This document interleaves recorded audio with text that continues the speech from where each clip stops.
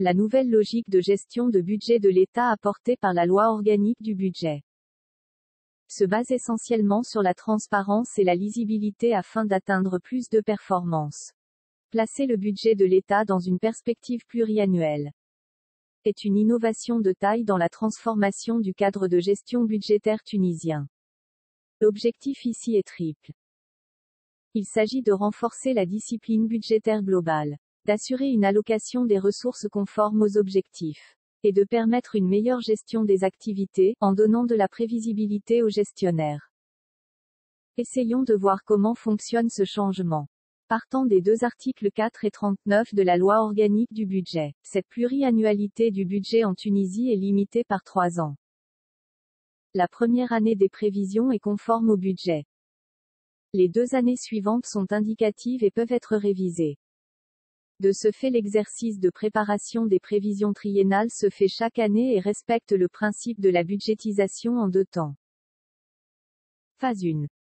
Une phase stratégique, ou de cadrage, visant à formuler les choix stratégiques principalement via des objectifs budgétaires globaux et l'allocation globale des ressources. Et ainsi, à assurer le lien entre les grands choix de politique publique et le budget. Cette phase doit déboucher sur la préparation d'un tableau prévisionnel des opérations financières de l'État et d'un cadre budgétaire à moyen terme global. Les plafonds de dépenses par ministère qui encadrent la préparation des budgets des cadres de dépenses à moyen terme par mission sont dérivés de ce CBNT. Phase 2. Une phase de préparation des prévisions budgétaires et des CDMT par mission finaux comportant les arbitrages intra-ministériels et la soumission des projets de budget annuel par mission.